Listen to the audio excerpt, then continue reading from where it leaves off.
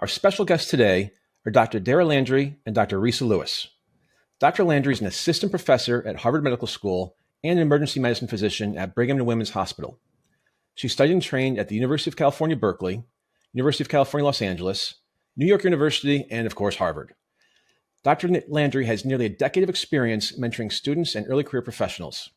She is also a healthcare contributor for Forbes, an entrepreneur, and a keynote speaker. And she co-founded Writing in Color, a nonprofit that teaches the craft of writing. She lives in Boston with her 3 daughters and husband. Dr. Lewiss is a professor of emergency medicine at the University of Alabama at Birmingham. She's also a TEDMED speaker, TimesUp Healthcare founder, entrepreneur, award-winning educator, mentor, and point-of-care ultrasound specialist. Dr. Lewiss studied at Brown University, the University of Pennsylvania School of Medicine, the National Institutes of Health Howard Hughes Research Scholars Program, Harvard Emergency Medicine, and Mount Sinai St. Luke's Roosevelt. She hosts the Visible Voices podcast, amplifying content in the healthcare, equity, and current trend spaces. She lives in Philadelphia. Together, they authored MicroSkills, Small Actions, Big Impact, which was published by HarperCollins in April. Dr. Landry and Dr. Lewiss, welcome to Next Steps Forward. Thanks for having us. It's great to be here. So we have a 57-minute show, and I think I just used up 50 minutes of it with your introductions and your education backgrounds. Before we start getting to the conversation, what don't you two do? It's amazing. There's plenty. And I think based on what you generously shared with the audience, a lot of the ways we were able to accomplish comes the skills we learned to accomplish what we accomplished. For you to be able to share that long list, we put it right into this book of MicroSkills to help everybody be able to accomplish everything that brings them joy that they want to in their professional lives. And we certainly don't do it all at once. I think Resa and I have had waves of periods of time where we were really busy with lots of titles and responsibilities, and waves where we've been able to have more free time, more creative space, more energy for just self-compassion, self-care. I love it. Well, let's get right into it. Let's start by defining what microskills are. How are they different from regular skills, or what we tend to think of as traditional workplace skills? Yeah. I'll start with, it sounds like what it is. These are small, fundamental building blocks or steps to accomplish, for example, large goals, large projects, even habits that you think some people have it and some people don't. We really think that when you have those feelings in the workplace, you can break things down into small building blocks that not only are additive to help you accomplish that large thing, but also they translate so that to the best of our ability, we wrote a very comprehensive business self-help book. And if there are things that we didn't cover, and to be clear, there are things we didn't cover just because, it's a way of thinking that we want the reader to take home that they can then apply to those things that they encounter in their professional journeys. I think Resa and I have both been in situations where we needed help with a large goal, like how to become a better public speaker, how to become a subject matter expert, how to navigate conflict. And we might have gotten varied responses from people around us, or maybe we got no response. And so we wanted to write a book that felt like a guidebook, like a playbook, a toolkit that was full of very actionable, concrete skills, because we know what it's like to want something and to not be sure where to start, to feel overwhelmed by change and what needs to occur. And like just not knowing really how to take some ambition and really put legs on it and make it move. You make the point in the book that it's built on one core, easy to learn principle, which is every big goal, complicated task, healthy habit, and even what we think of as character traits can be broken into small, learnable micro skills that can be practiced and incorporated in real time. Has the concept of microskills been around a while? Is it based on new science research? Or is your perspective a new approach to microskills? Actually, no, it's not a new concept. It's been used in different arenas in education and sociology training. It's been used there for, I think I've seen research going back decades.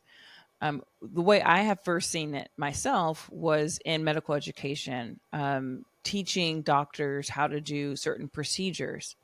And just to quickly give an example at a high level, if a medical student or a doctor in training, a resident, were to be asked to go, let's say, resuscitate a patient, like someone who's really critically ill, if they were just told to go resuscitate a patient, that might be a very overwhelming task. And so what a lot of educators do is instead break down the 40 or 50 somewhat steps that would actually constitute resuscitating a patient. So assigning teams, like how do you actually assign people their roles?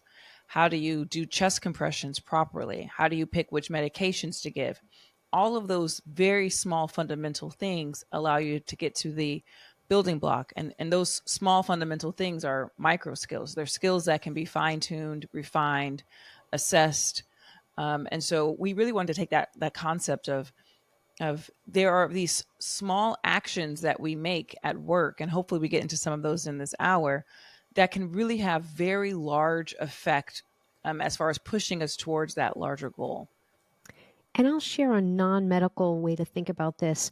Those of us that grew up tying our shoes, there were step-by-step ways that we learned to tie our shoes. And then perhaps then you could translate what you learned with tying your shoe to tying a knot if you were a sailor and tying knots on a boat.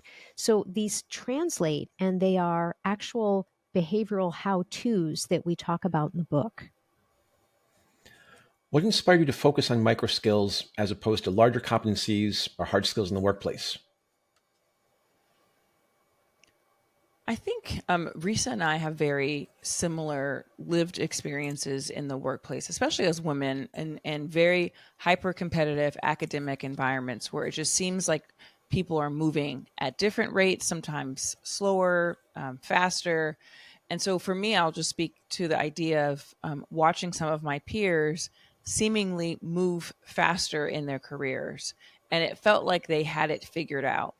And there was this aha moment where I realized that it wasn't that it was just naturally coming to them.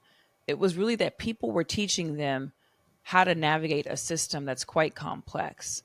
And a particular example was when I was sitting next to a peer on shift, and I recognized that he was getting all sorts of accolades, awards, grants, large promotions. Everything was just coming his direction. And I said, how are you finding all of these people to sponsor you, to support you, to nominate you? Like, how are you finding these people to do all of that work on your behalf?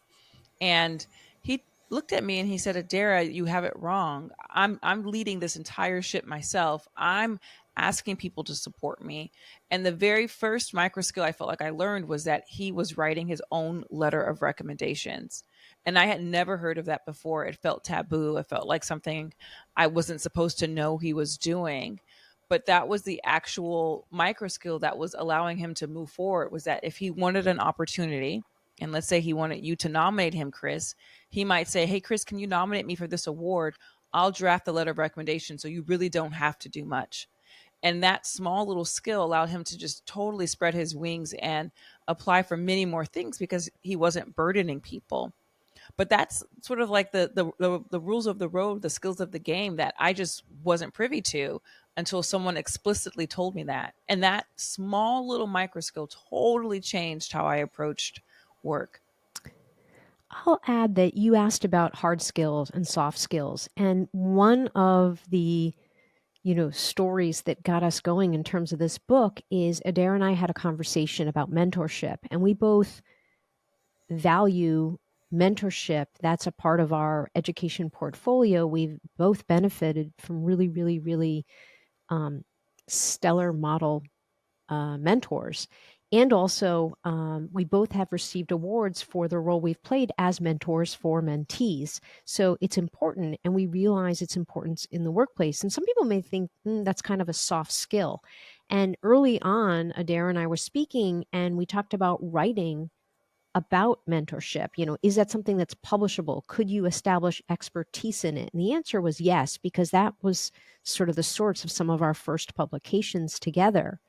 And what we are finding as we share the book and speak with audiences inside medicine, inside education, inside the business world is there's a lot of talk about skills and the skills gap and skills assessment.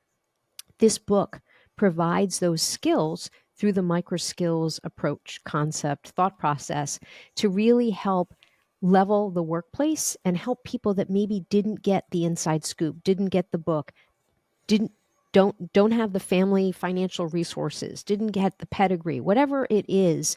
We kind of acknowledge, and we start this at the beginning of the book, that the world is not equal and that learning is limitless if only it is accessible. So we're trying to create that accessibility. And finally, the third truth that we share right in our introduction is that time can only be spent. So we want the reader, the audience, the listeners to think about time as a currency. Learning is limitless.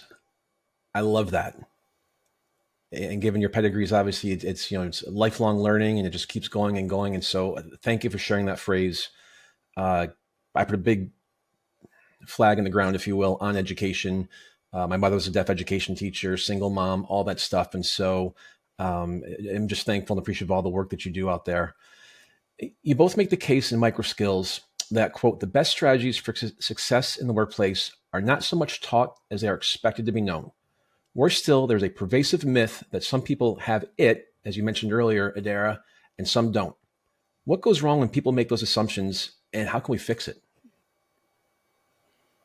I can go and start by saying, when I was in medical school, I had very little mentorship and support. And I think I was assuming that would just come towards me, and that someone would reach out to me and, offer.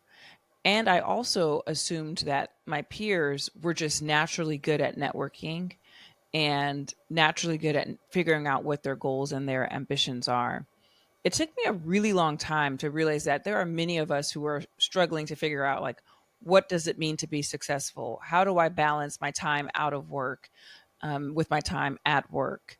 How do I, figure out ways to build a brand, build expertise? Like all of these questions, I think many of us are struggling with. I think because we don't talk about our struggles enough in a public fashion, it becomes assumed that when someone is succeeding, that's all there is to it, that they're just naturally doing well all the time. There was like this moment in time on Twitter where people were posting like what's called a failure CV, like a list of things that they actually haven't received recently, as an attempt to like normalize that for most of us, even people who have climbed the ladder to the top, there were still many obstacles in front of us. And it's important for us to share those, to just normalize, like, it's typically not a natural path for anyone where it's just like, yes, yes, yes, you get some opportunity over and over again. There are lots of setbacks, lessons learned, obstacles, periods or points where you might have self-doubt. It's just a matter of us not being very public in how we share those moments. Yeah. You asked what happens if we don't pay attention to that concept of accessibility. And what happens is people feel like they don't belong. People feel like somehow they just don't have it. They don't have the skills. They don't have the ability. And as Adaira shared, we both had this experience when we got to where we got in the doctor world for different reasons and some of the same reasons. And I'll share, like, no one in my family is a physician. And there was an expectation about very traditional gender roles about what girls to women do and what boys to men do. And so when I got there, when I was in med school, I'm like, I cannot believe I'm here. Like, wow.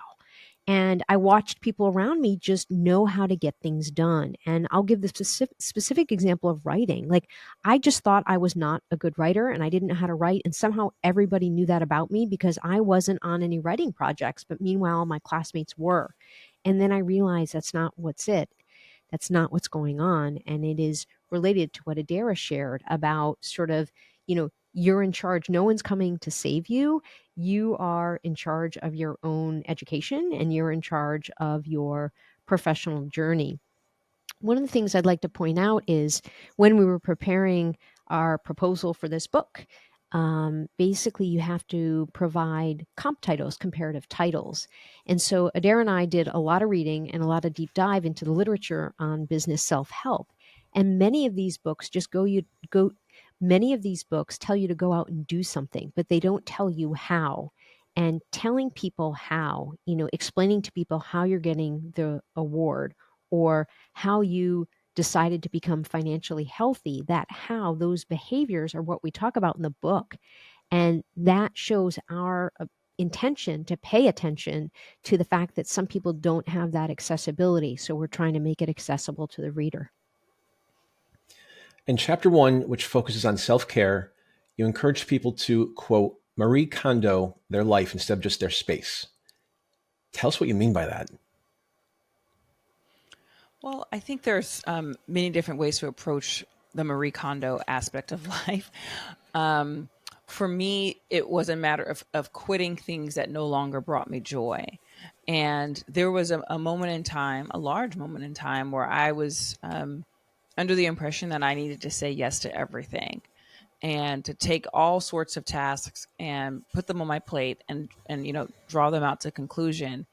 And as I'm sure both of you know, and the listeners know, sometimes we say yes to things without actually doing any sort of investigation, without knowing if it's feasible or if it's something that's actually aligned with our interest. And so I was someone who did that. And I remember having multiple, significant titles, not very large titles, but significant titles, 2 children, and then all sorts of like tasks that were on my plate that were often that could have been described as non-promotable work. So like just work that felt like busy work, right? Like attending meetings or hosting mixers, mentoring students. Like it might not have been something that would add a line to my CV. And also I felt responsible to do it. And so I think when it comes to the Marie Kondo aspect, it's really this idea of taking a look at what's in front of you, what's on your plate, and asking yourself, does this actually bring me joy? Is this aligned with my definition of success? Is this something that my boss values, that my institution or my company values? And then, having a discussion on your own with your personal board of directors, which is a concept we can talk about in a second, but this idea of like people who support you, and also your supervisor. Like this doesn't have to be done in isolation or in secrecy, like bringing people onto the table and asking them like, hey, this is what I'm doing. I would like to take some of this off my plate because I'm unhappy and it's not all bringing me joy, would be a first approach. You just remind me of something with my wife. She's very similar to you, Adaira, in terms of she can't say no to anything. And recently she went for a walk with one of her girlfriends and she was complaining about something with the PTO or some organization she's involved in. And her friend said, Christine, if it doesn't bring you joy, why are you doing it? Yeah. And so it's just, I love how you kind of made it that simple for us. And to clarify, I can say no now. I can definitely say no now. And I think what happened was in the beginning, it was quite terrifying because I thought if I were to say no or to ask to be removed from something, I might get fired. I might get let go. I might, taint my reputation. So it definitely took some time.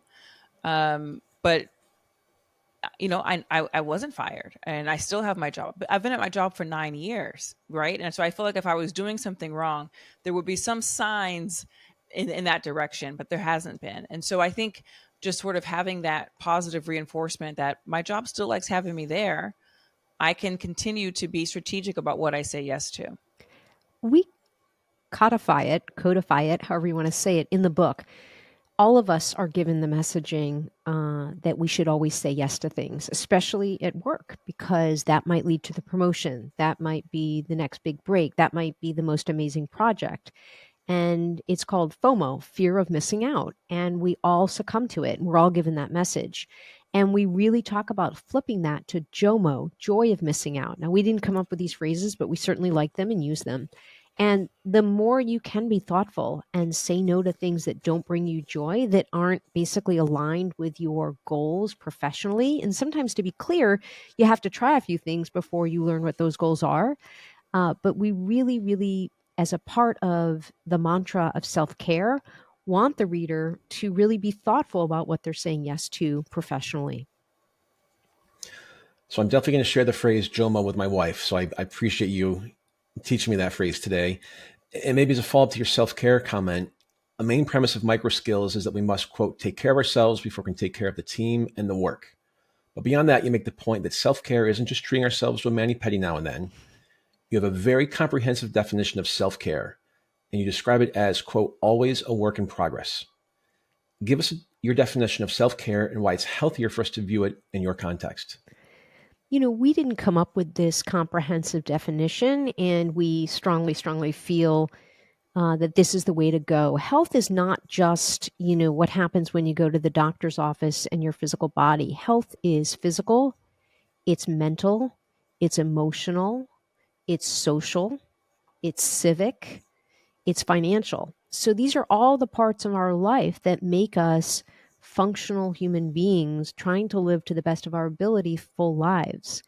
And in the workplace, you're not taught, it's not prioritized to take care of yourself.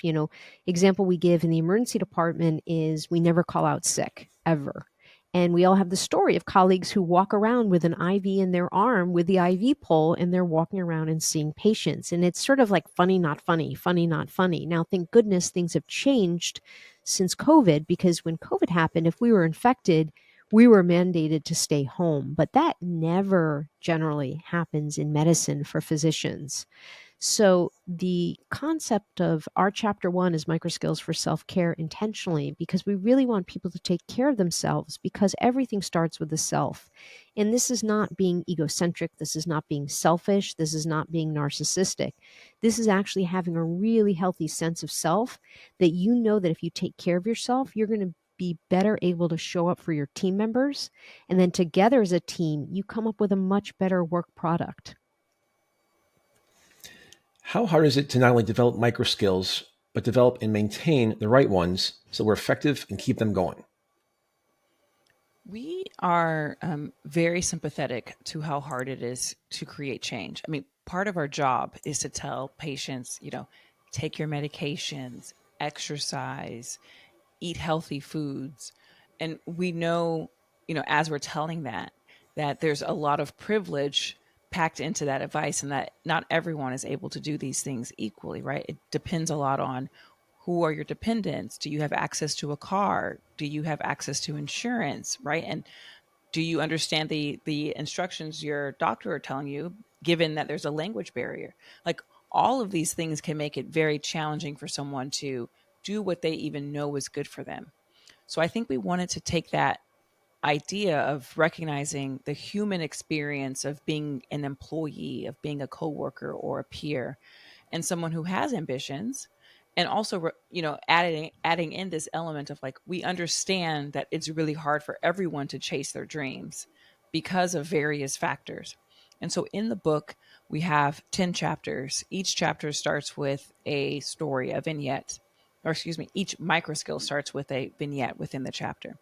And after that, we go directly into why we think you should, consider this microskill, and then why it might be hard for you to actually create change for yourself.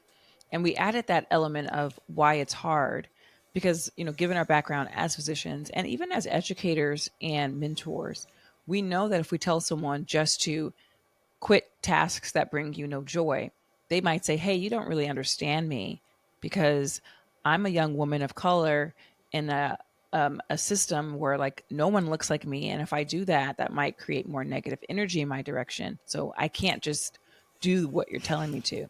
So this idea of, like, adding in, I think, a more sympathetic tone to the piece, I think allows people to realize, like, okay, yes, there are ways to do this. Also, the authors understand my perspective, and what is to follow should have that level of compassion throughout. And so we really tried to make sure that it felt like a compassionate guidebook as well. You're both emergency medicine physicians. Obviously, that's a very challenging job. What microskills have made the biggest difference in your professional lives? We believe in all of them. And we could say all of them have been important. But, day-to-day interaction, and depending on what is on the to-do list for the day, different microskills rise to the top. One that I think certainly is important, in fact, we dedicated a whole chapter to it, is microskills to grow your network. And I'll say, like, I didn't completely understand the importance, nor did I even appreciate that I had a network until I think I was mid-career, when I realized, oh, I have a network just by nature of the fact that I've gone to school and I've gone through a few different, echelons of schooling, meaning like high school, to college, to med school, to residency, to fellowship, to a faculty position. And each time, those people become part of your network. But network is not just your work groups. It's also, if you pursue sports, whatever hobbies, if you have something faith-based, all of these are part of your network. But more so that there is an intentionality behind networking in terms of Adaira referenced the personal board of directors, and this is another phrase that we love and a concept we love. We didn't come up with it, but it's something that's talked about a lot in the business self-help literature in terms of leadership and team building. And your personal board of directors are the people that sit figuratively on your board. There are no term limits. And these are the people, there's always an open chair, and some people are with you for a lifetime. Some people are with you maybe for one coaching session, but they have your back. They have your professional success in mind. And these are people you trust and people you go to for advice, for input, to, give you feedback. These are people you can role play for difficult conversations. And these aren't one-way transactional relationships. These are actually two ways and intentional. And it's really important that not only you demonstrate members of your board gratitude, but also you try to help them as much as they're helping you, or in ways to help them. And so back to networking, your personal board of directors is part of your network. They can help you network. And this also ties into the fact that both of us feel very strongly about mentoring and helping other people and growing your mentees network by even just bringing them along to one of your own professional events. There's many easy, simple ways to grow your network. And finally, what I'll say is, what networking does, and it doesn't have to be creepy or inauthentic, it should be real connection. And it doesn't have to be big and loud and in a group. It can be quiet and one-on-one and taking a walk together and speaking about something, for the workplace. But by developing these intentional connections with people, you therefore have more people to call on for advice, for help, for that next opportunity. And it just sort of compounds many-fold. Personal board of directors. I haven't heard that one before either. I use the phrase kitchen cabinet, so along the same lines. And so start weaving that into my conversation as well. So now we talked about professional microskills. How about your personal lives? Is there any particular microskill or a set of microskills that make a difference in your personal lives? Well, I was going to say, from the professional standpoint, I'm just going to quickly ask, I didn't comment to that one.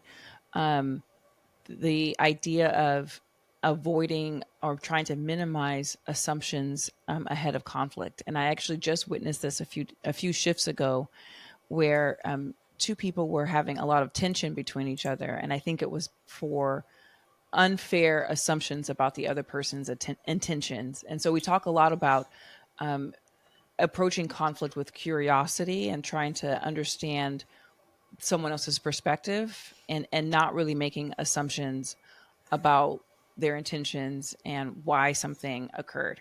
Anyway, I just wanted to quickly add that in. From a personal standpoint, boundaries are really important. I'm a mom of 3. I have a pretty active academic life. I have a lot of hobbies as well, outside of medicine, outside of healthcare, that just help me find peace. Something as small as going on a lot of walks. I'm doing a lot of swimming now. I'm gardening. So those are things that just bring me personal joy, and I like to carve space for that. So I think adding in boundaries took a while for me. And when I mean boundaries, I'm actually meaning time on the calendar, physical blocking of time and space in my life. And that took me, again, also some time to recognize that that's okay to do. I started off first by just blocking off evenings, because at the time when I needed to do that, my kids were, 2, 1, 3 years, in that range, where they were unable to put themselves to bed. Now they're able to do that a little bit more, which is great. And needed me and my husband throughout every step of the bedtime routine. And so I was finding myself in conflict with different demands when I was, signing up for, let's say, a webinar at 7:00, or going to a mixer from 6 to 8, and then my husband's left with all 3 kids. And so just trying to be more protective of that family time, I think allows me to be more present without feeling like, oh, I should be somewhere else right now. And it also gave me more courage to just define what brings me value, especially after I sort of created that initial boundary, and like I wasn't fired. Like my boss has never, I don't even know if my boss even knows that I have that boundary. And so I think just believing that it'll be okay was important for me too. After I blocked off that 6 to 9 window, and I realized, oh, wow, nothing's actually happening to me, I extended that to weekends. And I do very little as well from a professional standpoint on the weekends. I try to really just dive into the moment with my kids or with my husband, or even on my own, doing stuff for myself with my girlfriends, and just taking that time really, really seriously. I think actually, as a consequence, I've been able to move my career faster and like more in a vertical direction, because now what I say yes to, I feel like I've really put a lot of thought into it. I've thought about, is this actually going to have measurable impact? Is there going to be clear reward? Are people who are going to be benefiting actually like recognizing the benefit of what I'm doing? Because there's sometimes work that we do that we think would benefit folks, but they might not appreciate it. And so just being very thoughtful of what I say yes to has allowed me to feel this sense of peace that I don't think I've had for a long time. I don't know that there's a large separation between the personal microskills and the professional microskills. In fact, they flip-flop. There's a lot of Venn diagram overlap. If I could point to one chapter today, I would point to MicroSkills to manage your task list. And, when you are in medical school and you're on rotation, many of us are taught, back in the day, we would carry a pen and an index card and create the list of patients that we had to see. And there were boxes, and then you would check the boxes of all the to-dos for each patient. And then that's how you'd walk your way and work your way through your patient care to get things down rounds for the morning. So in the same way, many of us were taught to create a task list, and it may be obvious to some people how to prioritize tasks, but what we found is actually everybody has different ability and skill and around organizing a task list. So in that chapter, we really break it down and talk to the reader about prioritizing perhaps by what you'd like to do the most, prioritizing by timeline, prioritizing by what your supervisor says, I need this sooner rather than later, and helping to have people think about organizing their to-do list. And that translates to the home, because sometimes there is the self-care, sometimes there is managing the household, whether you have pets or elderly parents or children. Is it time for food preparation? Is it time for sleep? And talking about intentional sleep, we also talk about something called deliberate rest and the importance of taking that time to, yes, move, exercise, yes, sleep, but also naps, walks in nature, sharing meals with people that you love, that love you. All these things help you be even more focused and even more efficient when you actually sit down for the deliberate practice, which is the work. How can developing microskills improve overall performance in the workplace? And how can microskills contribute to building stronger relationships or enhancing collaboration within teams? Our goal is to really help people identify their own knowledge and skill gaps, and create a plan or path forward. And I think that is rooted just in our experience being an educator and teaching people various aspects of being a physician. And Resa and I have both technical training in that. We are both trained in ultrasound, which is like a handheld device that we use to image people's bodies. And so we have taught many people how to do this particular skill. And that always starts with, what do you know? What don't you know? And really assessing those movements of the hand and of the eye and of the machine. So a lot of it is like really just trying to learn, where are the problem areas. When we created MicroSkills, our goal was to just allow people to see, yes, under polished communication, there are at least, because we've identified at least, 7 or 8 MicroSkills that will help you become a more polished communicator. Take a look at the list and see what is the thing that you are not so strong at. Perhaps it's eye contact, body language. Perhaps it's your use of emails, right? So there's like various aspects of communication that you might want to focus on compared to others. And so the idea is really just seeing like, what is it that is my weak point? What are my strengths? And what should I focus on first? You mentioned that we are lifelong learners, and we are ambitious. And one of our author talks, the moderator arrived and basically said, "This book is a lot." And it was really refreshing and great feedback to hear that. And I have had a friend that says, Resa, I need to do this step by step because there's so much in here. It's a very dense read. And as Adaira mentioned, it's a toolkit and you can jump in, jump out. Our table of contents is really, really granular intentionally so that people can flip to what they need to read on or want to read on. You can do it and read it cover to cover. It's a very efficient read, but also it can be a reference manual. And that's to say is in the comprehensiveness and in the content, intent to make it accessible. We know that the person that's going to really resonate with this book has a growth mindset, wants to be better, wants to grow, wants to be efficient, and wants to figure out, as Adaira just pointed out, those gaps. Because, we're usually aware of what we're good at and where we have found success or get praise, but it's those other pieces that might fill in some of the Swiss cheese holes that will really sort of round out the professional picture. We all want to excel at work, or at least look good for the boss. How can MicroSkills help individuals stand out and advance in their careers, especially in highly competitive fields like medicine? I love this question. And I think it's probably just worth clarifying to the audience that this book is, yes, written by 2 physicians, but we think for anyone in any field at any stage of training, we do think that this book would be most helpful for folks who are entering into the workplace for the first time, or maybe it's one of their earlier jobs. Just because that's when you're learning probably the most, though we think, for a lifelong learner, you're going to be learning throughout your career.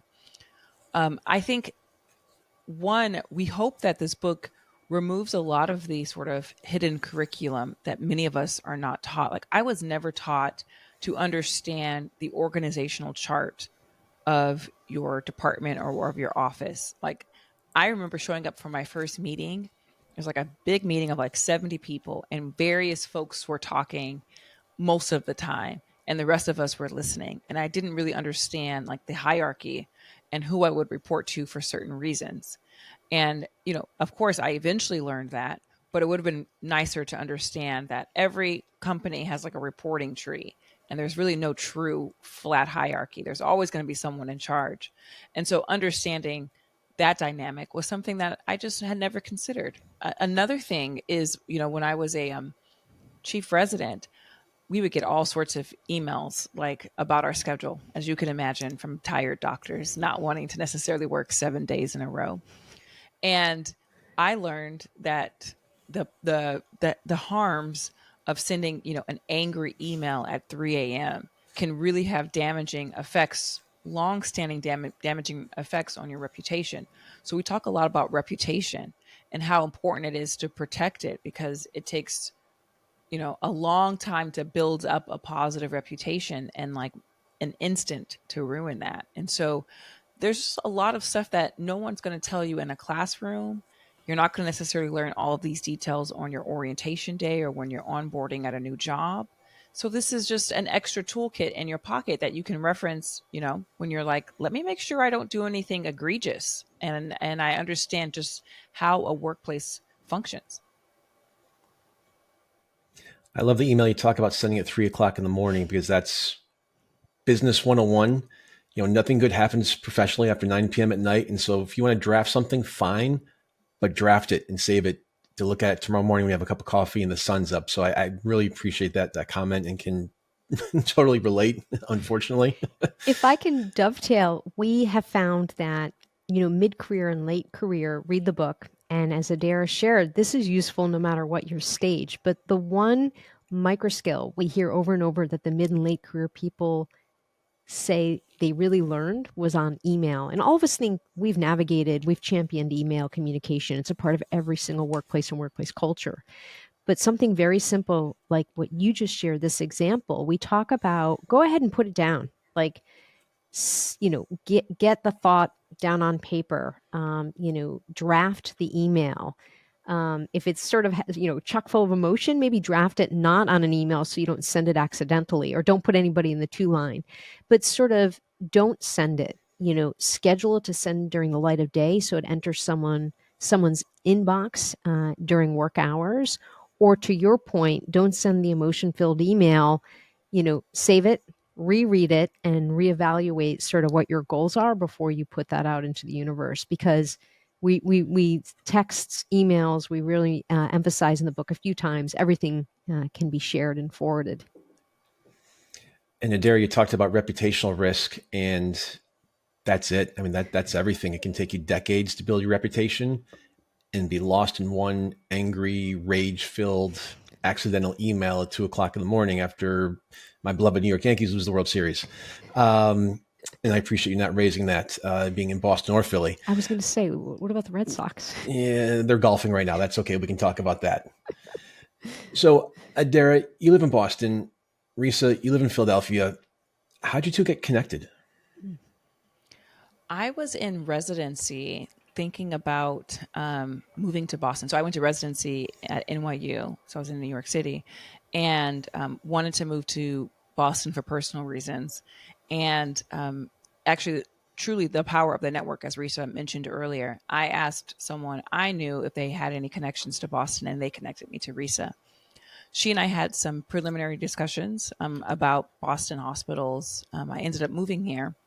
And as she sort of alluded to earlier, we had a few follow-up conversations. And one was probably the most pivotal, was when I was telling her about some of the mentoring that I'm doing.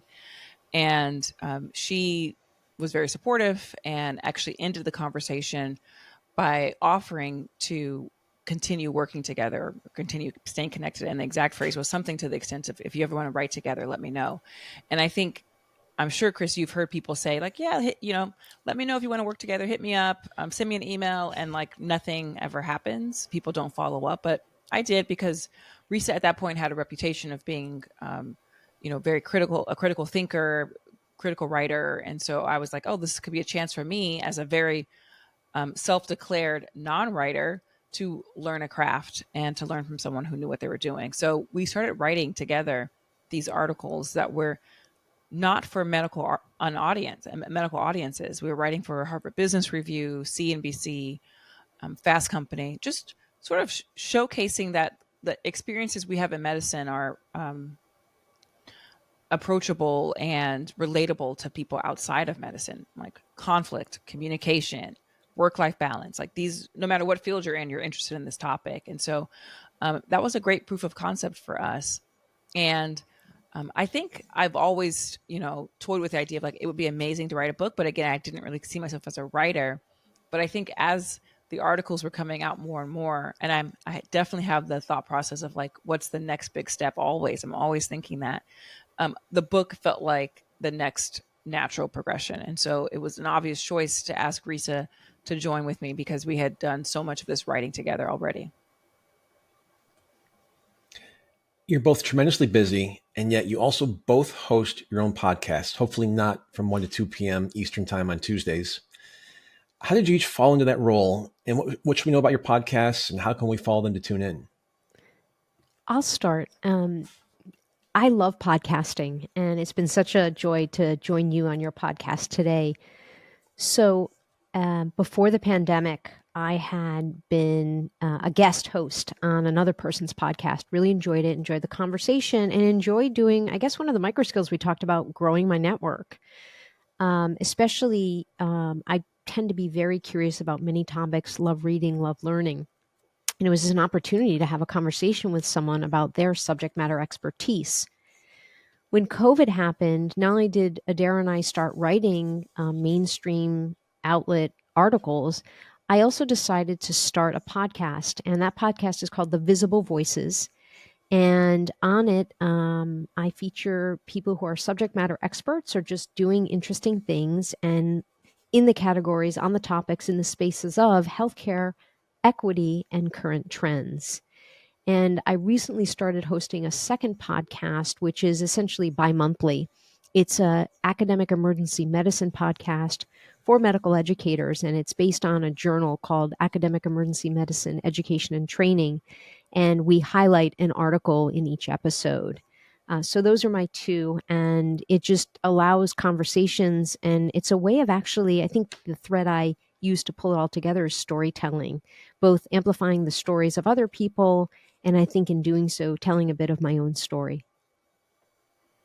And to clarify, I do not have a podcast. I have tried podcasting and creating one. I failed miserably, and that was a great lesson for me about just understanding my own skill set.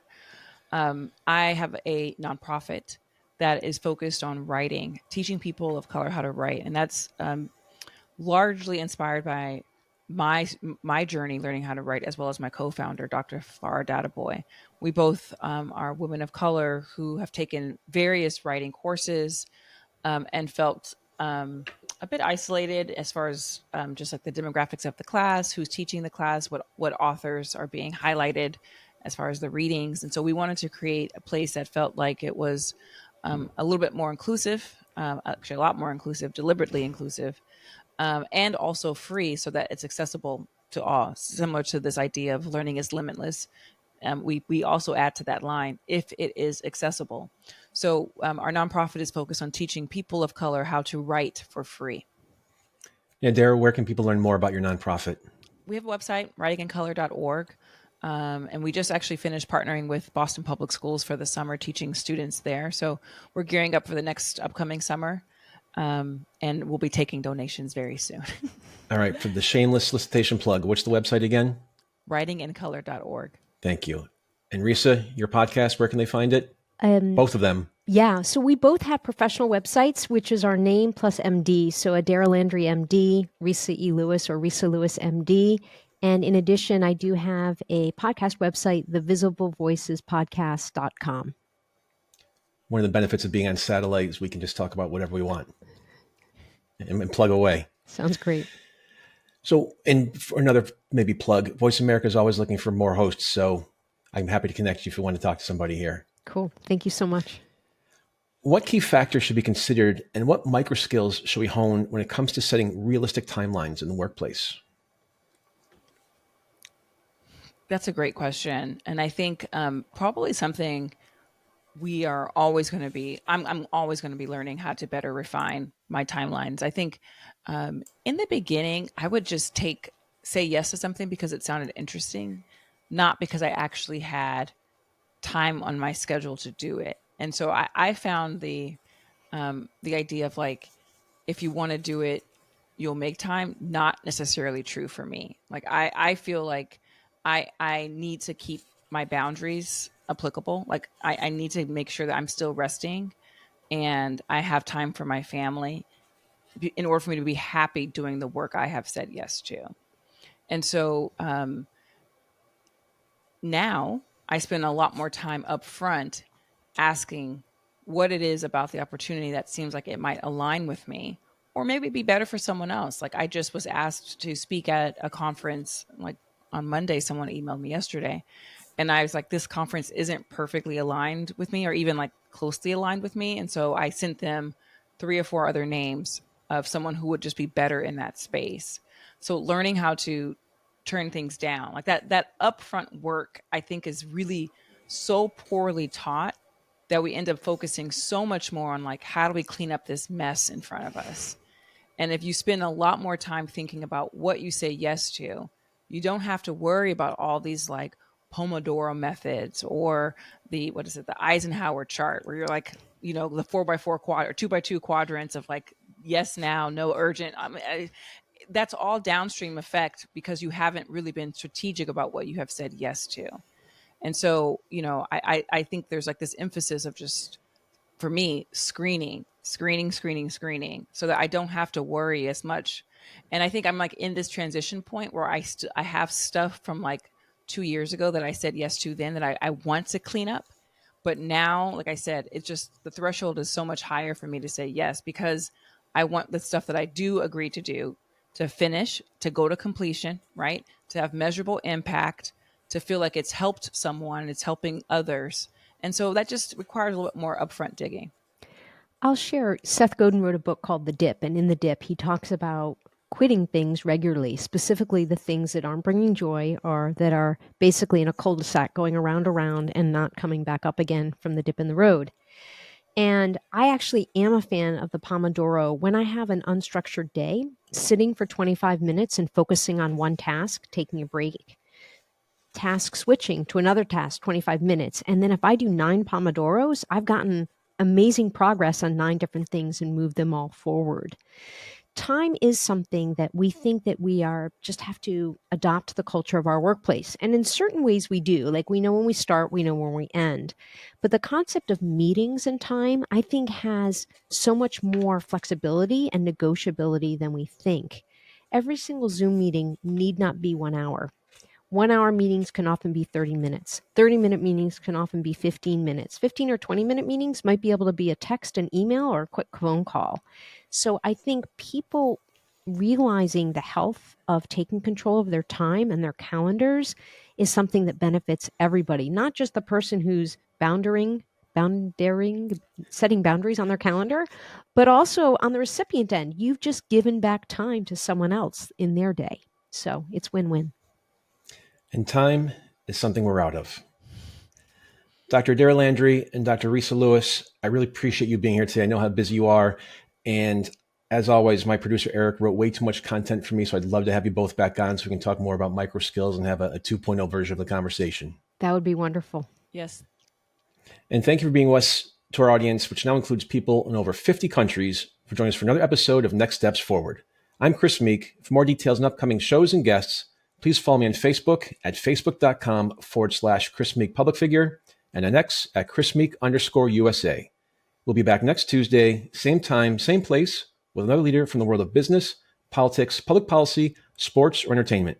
Until then, stay safe and keep taking your next steps forward.